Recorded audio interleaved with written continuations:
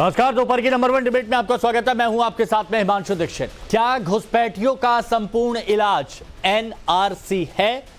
क्या पूरे देश में एनआरसी लागू होना चाहिए, जरूरी है?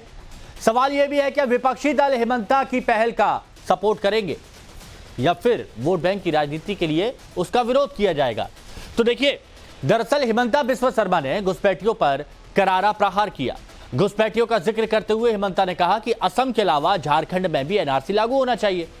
हिमंता ने कहा कि पूरे देश में एनआरसी लागू करने के लिए संसद में उस पर चर्चा होना चाहिए, लेकिन विपक्ष बार बार एनआरसी को मुसलमानों के खिलाफ बताने का नैरेटिव सेट करता रहा है। अब सवाल है कि अगर एनआरसी का धर्म से कोई लेना देना नहीं है, कोई भी, तो फिर ऐसा नैरेटिव क्यों? आज बात करेंगे, लेकिन उससे पहले एक रिपोर्ट देखिए। अवैध तरीके से आकर घुसपैठिए देश के कई राज्यों में बस रहे हैं। कई राज्यों में जो डेमोग्राफी चेंज होती दिख रही है, उसका सबसे बड़ा कारण अवैध घुसपैठिए हैं। तमाम सियासी पार्टियां तुष्टीकरण की राजनीति और वोट बैंक के लिए इन घुसपैठियों को हिंदुस्तान में बसाती रही हैं। ये आरोप उन पर लगते रहे हैं, लेकिन घुसपैठियों के खिलाफ असम के मुख्यमंत्री हिमंता बिस्वा शर्मा ने मोर्चा खोल रखा है। बांग्लादेश में तख्ता पलट होने के बाद घुसपैठ वाली समस्या ज्यादा बढ़ गई है। वहां के लोग बांग्लादेश को छोड़कर भारत की तरफ आ रहे हैं। पश्चिम बंगाल, मिजोरम, मेघालय, त्रिपुरा और असम, इन राज्यों में आए दिन घुसपैठियों के बसने और डेमोग्राफी चेंज की खबरें सामने आती रहती हैं। घुसपैठियों पर लगाम लगाने के लिए पूरे देश में एनआरसी लागू करने की बात की जा रही है और ये मांग उठाई है असम के मुख्यमंत्री हिमंता बिस्वा शर्मा ने। हिमंता कह रहे हैं कि घुसपैठ सिर्फ असम का मुद्दा नहीं, बल्कि एक राष्ट्रीय समस्या है। हिमंता ने पूरे देश में एनआरसी लागू करने की वकालत की। कहा कि इसके लिए संसद में चर्चा होनी चाहिए। एनआरसी অসমত যেনেকৈ আমি বিচাৰি আছো যে এখন শুদ্ধ এনআৰসি হ'ব লাগে, আমাক 20% পুনৰ্নিৰীক্ষণৰ সুবিধা দিব লাগে, তেনেকৈ ঝাৰখণ্ড বা আন ৰাজ্যবিলাকতো এনআৰসি হ'ব লাগে। কাৰণ এতিয়া বিদেশী অসমত থাকে বুলি কথা নাই। বিদেশী অসম বা পশ্চিমবংগ দি সোমাই ভাৰতৰ যিকোনো ৰাজ্যত যায় আধাৰ কাৰ্ড লৈ আকৌ অসমলৈকে ঘূৰি আহিব পাৰে। গতিকে এইটো এতিয়া এটা নেশ্যনেল প্ৰব্লেম হয়, এইটো অকল অসমৰ সমস্যা নহয়। প্ৰতিদিনে সীমাত আমি বাংলাদেশত গণ্ডগোল হোৱাৰ পৰা প্ৰতিদিনে সীমাত আমি বাংলাদেশী ধৰি আছোঁ। তেওঁলোক ভাৰতৰ আন ৰাজ্যত যাব, 21 দিন থাকিব, আধাৰ কাৰ্ড বনাব, অসমতো আকৌ ঘূৰি আহিব পাৰে। সেইকাৰণে এখন ৰাষ্ট্ৰীয় পৰ্যায়ত এনআৰচিৰ প্ৰয়োজনীয়তা সম্পৰ্কে সংসদত নিশ্চয় আলোচনা হ'ব লাগে নহ'ব লাগে পিছৰ কথা, কিন্তু বিষয়টোৰ ওপৰত সংসদত মুকলিমূৰীয়াভাৱে আলোচনা হ'ব লাগে। আৰু তাৰ কাৰণে বিদেশী যে প্ৰতিদিনে অসমত বা ভাৰতত সোমাই আছে, তাৰ কাৰণে মই টুইটাৰত এইকেইদিন দি আছোঁ, যাতে ই ৰাষ্ট্ৰীয় পৰ্যায়ত এটা বিতৰ্কৰ সৃষ্টি কৰিব পাৰে। हिमंता पूरे देश में एनआरसी लागू किए जाने की बात कर रहे हैं, लेकिन तमाम सियासी दल, खासकर खुद को मुसलमानों का ठेकेदार समझने वाली पार्टियां एनआरसी के खिलाफ मुखर हैं। एनआरसी को लेकर इस देश में नैरेटिव सेट किया जा रहा है कि एनआरसी मुसलमानों के खिलाफ है। साफ है कि हिमंता के इस बयान पर सियासत होना तय है, लेकिन सवाल यह है कि क्या घुसपैठियों को रोकने के लिए विरोधी पार्टियां हिमंता के पूरे देश में एनआरसी लागू करने की पहल का स्वागत करेंगी या फिर तुष्टीकरण की राजनीति और वोट बैंक के लिए इसका विरोध करेंगी। Bureau report, times now, Navbharat. क्या बयान दिए गए, रिपोर्ट क्या है, ये आपने देख लिया। अब जो मेहमान हमारे साथ जुड़े हैं उनसे हम आपको मिलवाते हैं। हमारे साथ में धनंजय गिरी जी, बीजेपी के प्रवक्ता, जुड़े हुए हैं। सौरभ दुबे जी हैं, राजनीतिक विश्लेषक है हमारे साथ में। नीलू रंजन जी, वरिष्ठ पत्रकार, हमारे साथ में जुड़े हुए हैं। अजय वर्मा जी, कांग्रेस की तरफ से हमारे साथ में। हाजिर खान साहब, इस्लामिक स्कॉलर, हमारे साथ में हैं। और हमारे साथ में स्वयं पुरोहित जी, टीएमसी प्रवक्ता, जुड़े हुए हैं। आप सभी का बहुत स्वागत है। आज पॉलिटिकल रिएक्शन पहले नहीं, राजनीतिक विश्लेषक, आज इनसे बात पहले की जाएगी। सौरभ जी, जरा ये बताइए कि एनआरसी के धर्म से कोई लेना देना है? बिल्कुल नहीं लेना देना है एनआरसी का। तो अगर ये सवाल उठता है कि क्यों मुसलमान विरोधी बताने का एक नैरेटिव फैलाया जा रहा है, तो उसके पीछे की क्या वजह है? आप क्या समझते हैं? देखिए, मैं तो शुद्ध रूप से मान करके चलता हूं कि इस देश के अंदर कुछ राजनीतिक पार्टियां हैं जो मुस्लिम तुष्टीकरण में काफी लंबे वर्षों से लगी रही। उन्होंने कभी सशक्तिकरण करने का काम ही नहीं किया, हमेशा से तुष्टीकरण ही किया मुस्लिमों का। और एक मुस्लिम समाज का बड़ा धड़ा जो उसमें शामिल रहा वो हमेशा से अपनी कौम को ही गुमराह करता रहा। अच्छा। देखिए, इस देश के अंदर लगभग 25 करोड़ मुसलमान हैं। इस देश की आबादी पहले से ही लगभग 140 करोड़ है। इस देश के अंदर जितने लोग हैं उनको रोजगार देना, उनको देश का विकास के कार्य जो है वो ऑलरेडी जो है चल रहे हैं। अगर हम एनआरसी करते हैं तो एनआरसी में मुसलमान कहां से आ जाता है, पहले तो ये बताइए। हाजी खान साहब बताइए कि जब इसमें ऐसा कुछ है नहीं है, मतलब एनआरसी के बारे में जब बात की जाती है, वैध अवैध की बात है, तो इसमें धर्म कहां से आया? देखिए, एनआरसी जो बनाया जा रहा है देश की अगर जनता के फायदे के लिए बनाया जा रहा है, देश में विदेशियों से आने वाले लोगों को रोकने के लिए बनाया जा रहा है, तो इसमें किसी को क्यों विरोध होगा? बात यह है कि इस पर सियासत की जाती है, मुसलमानों को डराया जाता है। कौन डराता है? कौन डराता है? भारतीय जनता पार्टी, हेमंत शर्मा वो कह रहे हैं कि ये मुसलमानों को डराने वाली बात कहां से आ गई? बांग्लादेशी आ रहे हैं, बांग्लादेश नाम लो, बांग्लादेश से आने वाले को रोको। आप कहते हो कि हमको रहने वाले। अच्छा, एक बात बताइए, अभी जो हेमंत बिस्व शर्मा का हमने आपको बयान सुनवाया, उसमें कहीं पर उन्होंने मुसलमान बोला, घुसपैठिया। तो घुसपैठियों में आप मुसलमान को इंक्लूड क्यों कर रहे हैं कि मुसलमान ही घुसपैठिया है? बांग्लादेशी नहीं, मुझे ये बताइए, क्या आपकी नजर में, नहीं हाजिर भाई, क्या आपकी नजर में मुसलमान ही घुसपैठिया है? ये देखिए, बात हेमंत शर्मा जो कह रहे हैं उसके ऊपर हो रही है, जवाब उस पर दिया जा रहा है। तो घुसपैठिया बोला, घुसपैठिया बोला। मुसलमान नहीं कहिए, बांग्लादेशी कहिए ना। अरे बांग्लादेश का है मुसलमान, बांग्लादेशी कहिए ना, उसमें पाकिस्तानी कहिए ना, अफगानिस्तानी कहिए, नेपाली कहिए, बर्मा वाला कहिए। आप कह रहे खाली मुसलमान। सुनिए, नहीं मुसलमान नहीं बोला, फिर मैं बोल रहा हूँ, दिलों में आग लोगों पर गुलाब रखते हैं। सुनिए चेहरे पे दोहरे नकाब रखते हैं। अच्छा, मुसलमान इस बात को जानता तो डरता क्यों? आप बताइए। आप कह रहे हैं ना भय पैदा किया जाता है। सुनिए हाजिर भाई, बाकी मेहमानों के पास जाऊंगा। सुनिए, बाकी मेहमान, आपका काम है उनके डर को दूर करिए। जो भय का भूत खड़ा किया जा रहा है, इस भ्रम का भूत खड़ा किया जा रहा है, उस भ्रम के भूत को दूर करिए ना। क्यों आप किसी तो के बोला ना, ईसाई हो, कोई भी हो, किसी में। अच्छा, बाप बेटे पे नहीं आएंगे, लेकिन एक बात क्लियर करना बहुत जरूरी है, क्योंकि 1 बजे की जो डिबेट होती है ना, इसमें कोई ऐसी बात नहीं जाती जो गलत तरीके से संदेश दे। आप देखिए, मैं पूरा बयान एक बार सुनिए। हम असम में 20% पुनः सत्यापन के साथ एक सही एनआरसी चाहते हैं। झारखंड और अन्य जगहों पर भी एनआरसी होना चाहिए, क्योंकि घुसपैठिए सिर्फ असम तक सीमित नहीं है। घुसपैठिए असम या पश्चिम बंगाल से घुसते हैं और पूरे देश में चले जाते हैं। कुछ लोग आधार कार्ड बनाकर असम वापस आ जाते हैं। यह सिर्फ असम का मुद्दा नहीं, बल्कि एक राष्ट्रीय मुद्दा है। जब से बांग्लादेश में हिंसा भड़की है, हम हर रोज अवैध घुसपैठियों को पकड़ रहे हैं। इसमें मुसलमान कहां बोला, बताइए। आप जो है ये बात कह रहे, बांग्लादेश की जीडीपी 10.5%। अरे जीडीपी कहां से आ गई? आप बांग्लादेश से बड़ी मोहब्बत है, से क्यों आएगा? इतनी मोहब्बत बांग्लादेश से। हिंदुस्तान की जीडीपी बताओ ना भैया, बांग्लादेश और पाकिस्तान की जीडीपी अच्छा नहीं, और वो परेशान हमारी फौज की है, हमारी एडमिनिस्ट्रेशन की। ओके, ठीक है। अच्छा, अब एक बात क्लियर करिए। आपने जो शुरुआत में कहा कि वो मुसलमान बोल रहे हैं, ये तो आप मानते हैं कि मुसलमान नहीं बोला, घुसपैठिए बोला है? घुसपैठिए कोई भी हो, नहीं आना चाहिए। बस तो मुसलमान आपने क्यों लेकर आए? वो कह रहे हैं मुसलमान, बात करनी थी। उनका बयान सुना दिया इन्होंने हिमांशु जी ने, ऐसा कहीं पूरा बताया मैंने। अरे एक बार नहीं 10 बार कह चुके। ओके, अच्छा, अब धनंजय जी, आपको बांग्लादेश की मोहब्बत जो है ना, हमें कोई बांग्लादेश, अगर हमें बांग्लादेश से पाकिस्तान से मोहब्बत होती तो आप हिंदुस्तान से मोहब्बत नहीं करते। अगर आपको बांग्लादेश की जीडीपी प्यारी है तो बांग्लादेश की आपने कुछ बोला, आपने कुछ बोला, इन्होंने कुछ बोला, इन्होंने कुछ गलत बोला, मैंने क्लियर कर दिया। सब दूध का दूध पानी का पानी। अब धनंजय जी बताइए, क्यों राजनीति हो रही है? क्यों एनआरसी को लेकर माहौल बनाया जा रहा है? बीजेपी का क्या मानना है? हेमंता जी को तो सुन लिया हमने, आप बताइए।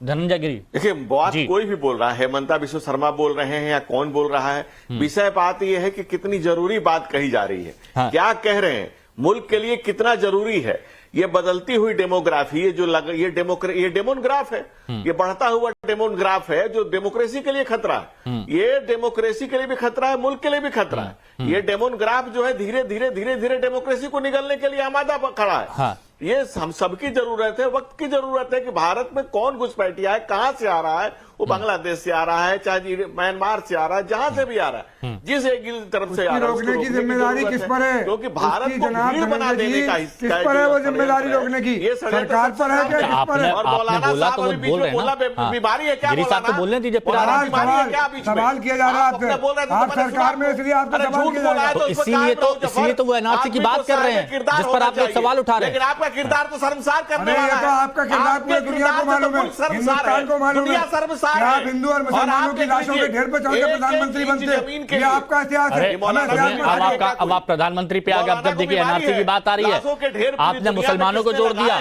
वहां अरे पर फौजियों की जेल लगा दिया आपने लाशों का, फौजी के नाम पे मुझे एक बात बताइए, आप देश में क्या करना चाह रहे हैं हमें नहीं मालूम, फिर से देश को कहां ले जाना चाह रहे हैं हमें नहीं मालूम। ये चीज मैं फिर से क्लियर करना चाहता हूं, जब बात घुसपैठियों की आ रही है, आप ही उसमें मुसलमान लेकर आए, आपने ही उसमें मुसलमान जोड़ा, अब आप ही कह रहे हैं, अब आप ही कह रहे हैं कि घुसपैठियों के लिए कुछ व्यवस्था करनी चाहिए। बिल्कुल रोकना चाहिए। ठीक है, हाँ एक मिनट, हाँ धनंजय कंप्लीट करिए, बाकी मेहमान भी हैं। हाँ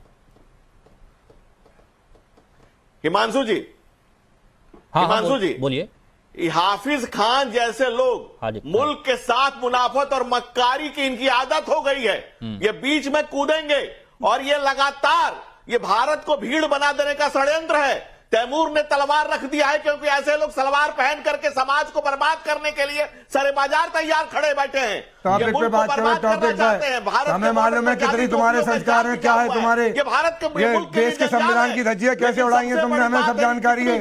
देश के हिंदू और मुसलमानों के लाशों पे ढेर पे चढ़कर कुर्सी पे पहुंचे हो, रामलला के ऊपर चढ़ के कुर्सी पे बैठे हो, कैसी बातें कर रहे हो? अच्छा ओके, नहीं ये आपने बात कर दी, अरे आप पर्सनल बात तो कर रहे हैं, पर्सनल अटैक नहीं कीजिए, आप देश के ऊपर बात कीजिए। अब देखिए यही बात देखिए, और ये दर्शकों को समझना चाहिए, ये दर्शकों को समझना चाहिए, जब दोपहर में ये नंबर 1 डिबेट होती है तो इस डिबेट में एक एक बात क्लियर होती है, एक एक बात क्लियर होती है, आमने सामने होती है, हर किसी को बोलने का मौका दिया जाता है, वक्त भी भरपूर होता है। अब अजय जी, रंजन साहब मैं 1 मिनट में आ रहा हूं आपके पास। अजय जी, अजय वर्मा जी, देखिए अवैध घुसपैठिए एक बहुत बड़ा मुद्दा है, ये भी आप मानेंगे, है ना। अब इसमें कहीं मुसलमानों का जिक्र नहीं किया, ये बात यहां पर स्पष्ट हो गई है, और ये भी है कि पश्चिम बंगाल, मेघालय, मिजोरम, त्रिपुरा, असम, इन राज्यों में घुसपैठिए बढ़ते जा रहे हैं।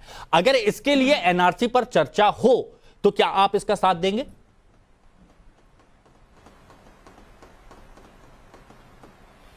देखिए हिमांशु जी, मुझे उम्मीद है कि आपने जैसे क्वेश्चन पूछा मुझे सुनेंगे, टोकेंगे नहीं प्लीज।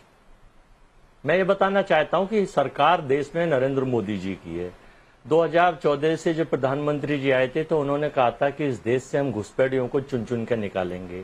24 आ गया है, मुझे ये बता देंगे सरकार की कितने घुसपैठिए हिंदुस्तान से निकाले, number 1 question. Number 2 question, Assam के मुख्यमंत्री भ्रष्टतम मुख्यमंत्रियों में से एक है, ईडी पोर्टल पर नाम था, पानी घोटाले में नाम था। 6 महीने तक राहुल गांधी से मिलने का प्रयास किया, नहीं मिले, फिर मोदी जी की वॉशिंग मशीन में आ गए और उन्हें ईमानदारी का सर्टिफिकेट शुद्ध करके पोर्टल से भी नाम है गया, भ्रष्टाचार की सूची से भी निकल गया, ईमानदार मुख्यमंत्री हो गए। तो उनके कहने का कोई तात्पर्य ना कोई मानता है, क्योंकि वो जो 2014 में एक देशलाई गैंग बना है भाजपा का, जिसमें कई मुख्यमंत्री, पूर्व मुख्यमंत्री, बीजेपी के प्रवक्ता और अन्य लोग हैं, इनका काम है देश की सोशल फैब्रिक खत्म करो, देश में आग लगाओ और देश को बांटने का काम करो। तो उनकी बातों का कोई महत्व अपोजिशन के लोग लेते नहीं है। हाँ। लेकिन एनआरसी पे आप कह रहे हैं चर्चा होनी चाहिए। 70% लोग जब इसका विरोध कर रहे हैं तो उनकी सुननी चाहिए, उनसे विचार लेने चाहिए। ऐसे कोई है कि रात को आए मित्रों 1000 के नोट और इलीगल करेंसी हैं, 2000 के नोट अजय जी, मैं आपको बहुत सम्मान से और बहुत प्यार से सुनूंगा, और बहुत अच्छी बात आपने यहां पर कही है। अब एनआरसी के ही मुद्दे पे मैं बात करूं, आप ये छोड़ दीजिए कि किसने कहा, मुख्यमंत्री ने कहा, वो छोड़ दीजिए, लेकिन अगर घुसपैठ जैसे आप भी मान रहे हैं कि एक बड़ा मुद्दा है, तो इस पर अगर एनआरसी पर चर्चा हो तो कांग्रेस उसके पक्ष में है कि नहीं है, चर्चा के पक्ष में? अच्छा, मैं वही बता दूं, आसाम में डबल इंजन की सरकार है, देश में नरेंद्र मोदी जी की सरकार है। घुसपैठियों को रोकने की जिम्मेदारी केंद्र सरकार की होती है या लीडर ऑफ अपोजिशन की होती है, मेरी और आपकी होती है? आसाम से जो लोग घुसपैठ कर रहे हैं इसकी जिम्मेदारी नरेंद्र मोदी जी की है, इसकी जिम्मेदारी इनकी असम सरकार तो मैं वही तो कह रहा हूं कि अब अगर सरकार इसको रोकने के लिए एनआरसी पर कदम आगे बढ़ाएगी तो आप लोग बोलते हैं कि 70% लोगों से बात नहीं करी, आप लोग बोलते हैं कि हमसे चर्चा नहीं करी, अब आपको बात भी नहीं करनी। और घुसपैठियों की समस्या सरकार हल करे। हिमांशु जी हम सरकार के नरेंद्र मोदी जी के उस फैसले के साथ हैं जो देश हित में है, हिंदुस्तान की जनता के हित में है, बोलिए धनंजय जी, बोलिए। महिलाओं के हित में है, देश के छोटे व्यापारियों के हित में है, लेकिन अडानी अंबानी के अब आप चुनावी भाषण शुरू कर देंगे। अजय जी जवाब सुनने का देखिए, मैं जानता हूं कि आप चुनाव लड़ने वाले हैं, लेकिन उसके लिए यहां पर अगर आप उसका इस्तेमाल करें इस प्लेटफॉर्म को तो वो गलत है। यहां पर मुद्दे की बात करिए, मैंने एनआरसी की बात करी। धनंजय जी जवाब दीजिए, बाकी के दो मेहमान और हैं। नहीं, हिमांशु जी पहले बात कर लेते हैं हेमंत बिश्व शर्मा की। कांग्रेस के रीजन में उन पर सीबीआई का केस हुआ। 2013 फरवरी में सीबीआई ने उनको क्लीन चिट दी, जिसके बाद वो कांग्रेस में रहे। और उसके बाद जब सीबीआई की क्लीन चिट कांग्रेस में मनमोहन सिंह के प्रधानमंत्री के काल में उनको मिली, उसके बाद जब उन्होंने खुद पब्लिक डोमेन में कहा है कि जो लोग राहुल गांधी के कुत्ते का बिस्किट खाते हैं वो कांग्रेस में पद पाते हैं। अब अजय जी खाते हैं नहीं खाते, ये मैं नहीं जानता हूं, मेरा विषय भी नहीं है, लेकिन ऐसा हेमंत बिश्व शर्मा ने बताया। गलत बात। अब अजय जी ने कितनी बार खाई अजय जी जाने, लेकिन मुद्दे की बात क्या है? नहीं ऐसी, कांग्रेस ने मुल्क के ऊपर, चलिए ठीक है, आपने मतलब जवाब दे दिया, आपने जवाब दे दिया। अधिकार देना हो या देश धर्म के नाम पर देश का बंटवारा करना हो, ये कांग्रेस ने इस देश में तुष्टीकरण की राजनीति करके देश का जो कबाड़ा किया है, मत करिए। देखिए, मैं किसी पर व्यक्तिगत तौर पर जाएंगे धनंजय जी तो अच्छा नहीं रहेगा, क्योंकि यहाँ पर मेरे साथ में जो भी मेहमान जुड़ता है मेरे लिए वो सम्माननीय है, मेरे लिए वो सम्माननीय। हार्दिक भाई मेरे सम्माननीय है, मेरे लिए अजय जी सम्माननीय है, स्वयं पुरोहित जी सम्माननीय, स्वयं पुरोहित जी भी जुड़े हुए हैं। एक मिनट रुकिए, नीलू रंजन जी भी हैं, एक मिनट रुकिए। स्वयं पुरोहित जी, आप मानते हैं कि पश्चिम बंगाल में भी घुसपैठिया एक बड़ा मुद्दा है और ये पश्चिम बंगाल के लिए समस्या है? नहीं, देखिए, जो देश की समस्या है वो सबके लिए है। मैं बात यहाँ पे ये नहीं है, बात अगर आप घुसपैठ की कर रहे हैं तो घुसपैठ के लिए जिम्मेदार कौन है, मुझे ये बात बताइए। अगर बांग्लादेश से कोई भी व्यक्ति भारत में आ रहा है तो देश के अंदर में जो गृह मंत्री बैठे अमित शाह जी जो कुर्सी सेक रहे हैं, उनकी क्या जिम्मेदारी बनती है कि वह उन व्यक्ति को पकड़ करके वो बाहर फेंक दे। मगर अगर वो बोल रहे कि लाखों लोग घुस गए हैं, उनके ही मुख्यमंत्री बोल रहे हैं भारतीय जनता पार्टी के, तो सबसे पहले उस व्यक्ति को रिजाइन करना चाहिए या गिरफ्तार कर लेना चाहिए, एफआईआर दर्ज होनी चाहिए अमित शाह के ऊपर। करिए ना। मैं असम के मुख्यमंत्री के ऊपर मैं उनको बोलता हूं कि आप उनके ऊपर एफआईआर दर्ज करिए अपने राज्य में। जब वहाँ देश की राष्ट्रीय एजेंसियां जाती हैं, सीबीआई जाती है, यहाँ से कोई भी एजेंसी जाती है तो आप लोग उस पर पत्थर चलवाते हैं। बांग्लादेश बंगाल की सरकार जो है, ममता बनर्जी जो है, वो खुद असक्षम है इस चीज को रोकने में, आप लोग बढ़ावा देते हैं। अच्छा सुनिए ना, एक बात केंद्र सरकार का जब सौरभ जी वो कुछ फैक्ट रख रहे हैं, एक बार उनकी बात कंप्लीट हो जाने देते हैं। हाँ नहीं पुरोहित जी बात कंप्लीट करिए। हाँ जी, आप जो आरोप लगा रहे हैं हेमंत बिश्व शर्मा जी की लाखों लोग बांग्लादेश से घुसे, आसाम से घुसे, कहीं से भी घुसे, तो इसकी जिम्मेदारी किसकी है? अच्छा केंद्र सरकार। पुरोहित जी बहुत अच्छी बात, बहुत अच्छी बात आपने की, लेकिन पुरोहित जी मैं आपसे जो पूछना चाह रहा हूँ, पुरोहित जी मैं वापस ट्रैक पर लाता हूँ। सुनिए मैं वापस ट्रैक पर लाता हूँ। पुरोहित जी एक बात बताइए प्लीज।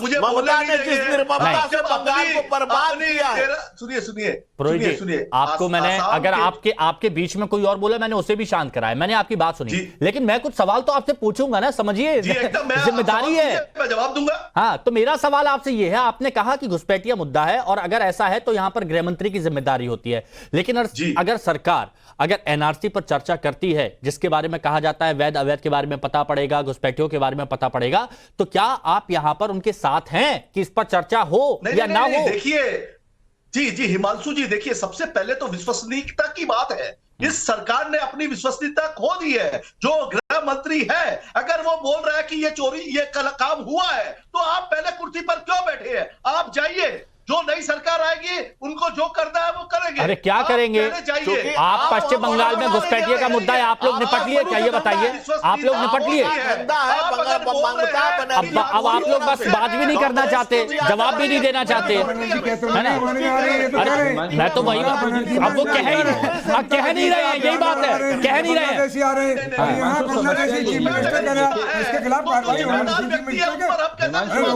हमारा मुल्क सेकुलर मुल्क है। अगर अच्छा सेकुलर है तो कोई भी आ जाए, सेकुलर है तो कोई भी आ जाए, नहीं सेकुलर है तो कोई भी आ जाए, सेकुलर है, कोई भी आ जाए। अरे चीफ मिनिस्टर, मेरे को बताइए, एक मिनट आपका हार्दिक भाई का दिल बहुत बड़ा है, हार्दिक भाई का दिल बहुत बड़ा है, मेरे को सही बताइएगा। आप बहुत बड़े दिल वाले हैं, मेरे को ये बताइए, आपके घर पे कोई भी आएगा, आएंगे बोलते आ जाइए, तो अरे तो फिर आपका दिल इतना बड़ा है, आपका दिल इतना बड़ा है। देखिए, इस देश के अंदर जो हिंदुस्तानी मुसलमान है उनका स्वागत है, उसका सम्मान करते हैं, लेकिन जो घुसपैठिए हैं, जो भारतीय नागरिकता जिनके पास नहीं है, उनके ऊपर तो जो कानून है उसको कार्रवाई। अरे सुन लीजिए भैया, भय और भ्रम खड़ा मत करिए। अपने समाज के अंदर मुसलमानों को डराने का काम आप लोग करते हैं, लगातार मुसलमानों को डराने का काम आप ही की तरह मौलाना लोग करते हैं। सुनिए ऐसे ही मौलाना है जो डराते हैं। अच्छा, यही लोग भय का भ्रम का भूत खड़ा करते हैं। आप बताइए मुसलमानों को, एनआरसी जो है मुसलमानों के खिलाफ नहीं है, इनसे बोलवाइए इसी मंच पे, आप बोलिए एनआरसी मुसलमानों के खिलाफ नहीं है। हमारे मुल्क में कोई एनआरसी लगे, आप बोलिए। ये बात बहुत अच्छी है, ये बात बहुत अच्छी है। आप मानते हैं ना कि एनआरसी मुसलमानों के खिलाफ नहीं है, वैध अवैध का पता लगाएगी, इसमें मुसलमान कहां से आ गए? कहा वैध हो या अवैध हो, अवैध आदमी हमारे मुल्क में कोई नहीं चाहिए, ना बांग्लादेशी ना पाकिस्तानी। आप बार-बार कह रहे हैं, आप सुनिए, ये आपका कैमरा है, आप इस पर बोल दीजिए कि एनआरसी मुसलमानों के लिए नहीं है, धर्म से एनआरसी का कोई लेना देना नहीं है। आप बोलिए। देखिए, अगर हमारे यहाँ एनआरसी का धर्म से कोई लेना देना नहीं पार्लियामेंट है, हमारे यहाँ संविधान है, और संविधान के एतबार से पास होगा। आपने शुरुआत में बोला था कि आप जिम्मेदार वाली बातें करते, मुझे ये बताइए। जिम्मेदारी की बात कर रहे हैं, एक मिनट, हमारे मुल्क में किसी बाहरी आदमी की जरूरत नहीं है, उन्हें निकाल के फेंक दो। आप पढ़े लिखे हैं, है ना? मैं ये आपसे बोल रहा हूँ, एनआरसी का धर्म से कोई लेना देना है क्या? भाई एनआरसी लागू करके धर्म से लेना देना निकालो, क्यों नहीं कर रहे? धर्म से लेना, आपने 10 साल में कितने निकाल दिए? इस बात पे क्लियर होना साल में अजय वर्मा जी पूछ रहे हैं, एनआरसी मुसलमानों के खिलाफ है, एनआरसी में कितने लोग निकाल दिए? कितने को नेशनलिटी दी? आपने ना नेशनलिटी निकाले। डिबेट बर्बाद होगी, टाइम बर्बाद हो रहा है। देखिए ना, एनआरसी का धर्म से कोई लेना देना है, हाँ या नहीं? कोई धर्म से लेना नहीं देना। Okay, point to be noted, बस ये क्लियर था। हमारे कांग्रेस पार्टी गुमराह करती है, भारतीय जनता पार्टी अजय जी ने नहीं किया, अजय जी ने नहीं किया गुमराह, अजय जी ने नहीं किया। ओके, नीलू रंजन जी प्लीज, अब आपकी बात। हाँ, एक मिनट, नहीं, अजय जी ने अपनी बात रखी। नीलू रंजन जी, सभी को आपने सुना, अब आपके विचार क्या बताइए? नहीं, देखिए, सबसे पहली बात यह है कि एनआरसी का किसी धर्म से नहीं है, और इस देश में आसाम में जो पहली बार एनआरसी की बात हुई, वो राजीव गांधी ने अकॉर्ड किया था, आसाम अकॉर्ड, उसमें आई थी बात। और जो आधार की बात चल रही है, जब आधार लागू किया जा रहा था तो पी चिदम्बरम गृह मंत्री थे, उन्होंने एनआरसी के लिए पूरी एड़ी चोटी का जोड़ लगाते हुए उन्होंने कहा था कि आधार जिस ढंग से आप बना रहे हैं, यह फर्जी तरीके से बन रहा है, ये पहले गृह मंत्रालय के अंदर वेरिफिकेशन होना चाहिए, एनआरसी बनना चाहिए, उसके बाद आधार होना चाहिए था। उस वक्त पूरी डिबेट हुई थी, पी चिदम्बरम को चुप कर दिया गया था, और यह कहा गया था कि अभी फिलहाल आधार बन जाएगा, यह सिर्फ पहचान पत्र है, इसका नागरिकता से कोई लेना देना नहीं है, और इसको बनने दीजिए, ये सिर्फ सेवाओं के लिए है। हम देखना चाहते हैं कि कौन कौन लोग हैं, उनका एक पहचान का नंबर होना चाहिए। दुख की बात यह है कि उस डिबेट के 15 साल हो गए, और आज तक जो आधार बन रहा है उसमें कहीं भी पहचान का कोई मतलब नहीं है। और जो पहचान पत्र बना के आधार जो बनाते हैं, नंबर फर्जी आधार कार्ड बनने, सैकड़ों लाखों फर्जी आधार कार्ड करने, पश्चिम बंगाल में फर्जी सरकार आपने जो सिम कार्ड खरीदा है 10 साल से भारतीय जनता पार्टी कैसे बनने? अच्छा, मेरी बात सुनिए, थोड़ा सा रुकिए हिमांशु जी, रंजन जी, हाँ, हिमांशु जी, एक मिनट प्लीज, तुरंत आ रहा हूँ प्लीज। कहा कि भाई गिरी साहब एक मिनट, हाँ, हजारों लाखों, एक मिनट, रंजन साहब, हाँ, बोलिए। नहीं, समझना जरूरी है कि अगर पी चिदम्बरम इसके लिए लगे हुए थे और वो बार बार कह रहे थे कि आधार सिर्फ अगर बना देंगे बिना किसी वेरिफिकेशन के, तो इस देश में जो करोड़ों घुसपैठिए हैं वो आग के आधार बना लेंगे। ओके, बहुत सही बात। अब रंजन साहब, क्योंकि आप डिटेल में गए, मुझे ये बताइए, पी चिदम्बरम का अगर विरोध कर रहे हैं कांग्रेस के लोग, बाकी लोग, तो ये समझने की। अच्छा, रंजन साहब, मेरे को एक बात और बताइए, क्योंकि अजय वर्मा जी भी हमारे साथ में है, पते की बात करते हैं, कि यहां पर बाकी दलों का क्या स्टैंड होना चाहिए एनआरसी के मुद्दे पर, अगर ये देश से जुड़ा मामला है, घुसपैठियों से जुड़ा मामला है, क्योंकि यहां तो गृह मंत्री को टारगेट वो किया जा रहा है कि जिम्मेदार वही है।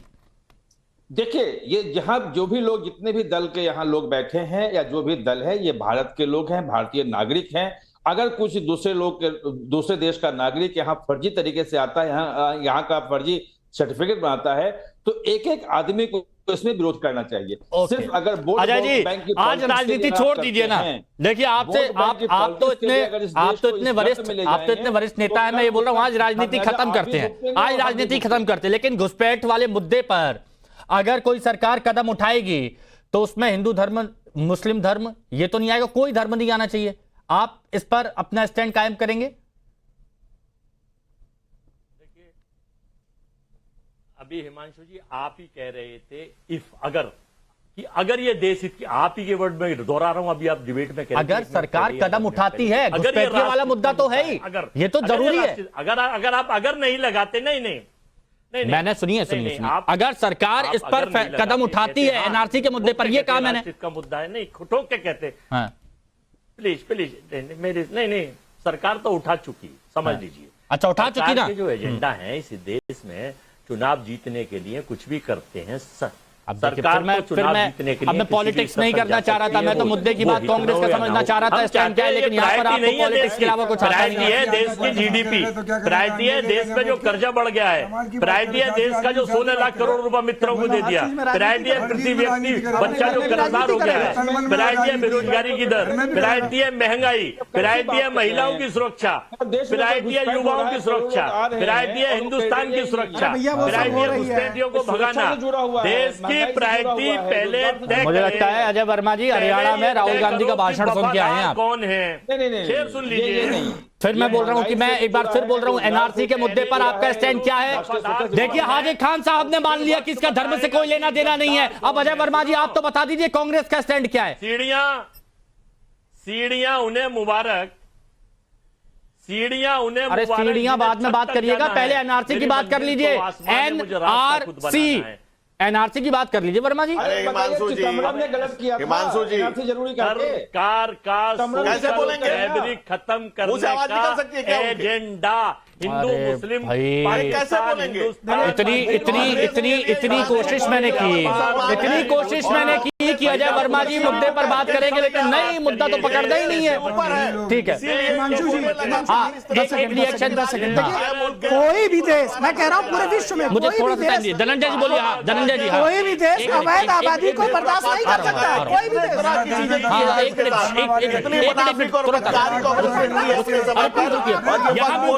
तुष्टीकरण की राजनीति से कांग्रेस बाहर आ गई है। किसी भी हालत में तैमूर को तलवार की जरूरत नहीं है। प्लीज मैं नहीं चाहता डिबेट कराओ। कांग्रेस ने तैयार है उनके लिए। ये बदलती हुई डेमोग्राफ देश के लिए खतरा है। ओके ठीक है, ठीक है। देखिए आप पुरोहित जी नहीं आपने बोला भले मौलाना ने मान लिया, डेमोग्राफी चेंज खतरा है, कांग्रेस नहीं मानने को तैयार है। क्यों?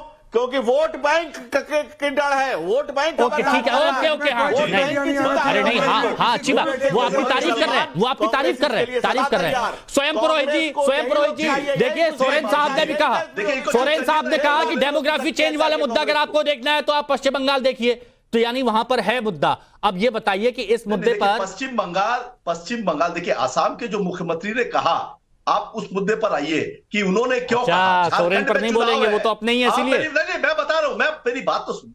क्यों कहा? चुनावी मौसम है, इन सबको डिवाइड एंड रूल करना है। अंग्रेजों छोड़े, लेकिन घुसपैठ को लेकर, घुसपैठियों को लेकर ममता दीदी का स्टैंड क्या है? टीएमसी का स्टैंड क्या है? एनआरसी के साथ, एनआरसी के साथ है, एनआरसी के विरोध में है। सुनिए, अगर घुसपैठिया मुद्दा है तो गृह मंत्रालय जिम्मेदार है कि नहीं? अरे लेकिन अगर कदम उठाता है तो साथ आएंगे कि नहीं आएंगे? गृह मंत्रालय, भारतीय सरकार, आप जो सवाल कर रहे हैं, चलिए कम से कम आज एक चीज क्लियर हो गई कि इसका हिंदू मुसलमानों से लेना देना नहीं है। ओके, आज एक चीज तो क्लियर हो गई।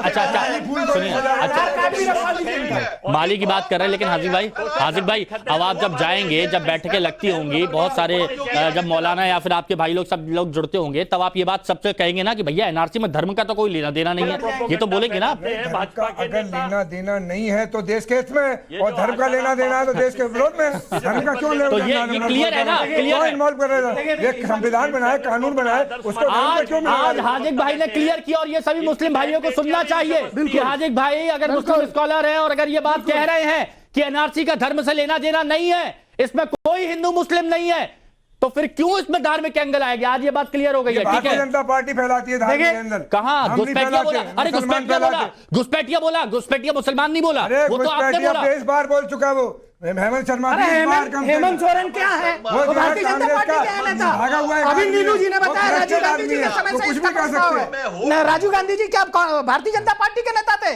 भारतीय नागरिकता भारतीय जनता पार्टी पे तो कुछ भी नहीं है। कोई खतरा नहीं कांग्रेस है। की पॉलिसी को भारतीय फॉलो नागरिकता करने पे के कोई अलावा खतरा कुछ नहीं नहीं है। है। एक मिनट, शहरों के प्लीज, भारतीय बीच में नागरिकता की बात करिए।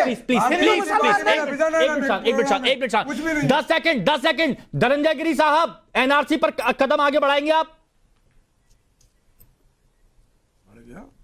नहीं, उनको सुनाई नहीं दी। एक्टिवली और देखिए, बात ये नहीं है कि Actively. हेमंत बिश्व शर्मा कह रहे हैं या कौन कह रहा है। बीच में बात बोले। ये है कि बहुत कितना जरूरी है मुल्क के लिए, हाँ। ये किसी भी देश के आदमी के लिए, किसी भी देश के लिए, देश के नागरिक के लिए, प्रबुद्ध नागरिक के लिए, किसी को भी ये समझना होगा कि अगर मुल्क को ठीक बचाना है तो मुल्क को ठीक है, सर्वोच्च ठीक है, रूप से चलिए, करना ठीक है, होगा। ठीक है, ठीक है। इसीलिए कहते हैं दोपहर की नंबर 1 डिबेट। सुनिए हाजिर खान साहब, एक मिनट, एक बार कह रहा हूं, सुनिए। इसीलिए कहते हैं कि दोपहर की नंबर 1 डिबेट देखा करिए, क्योंकि यहां पर बड़ी बड़ी बातें होती हैं जो हाजिर खान साहब क्लियर भी कह देते हैं, सच का सच सामने आ जाता है। बहुत बहुत शुक्रिया सभी का हमारे साथ जुड़ने के लिए।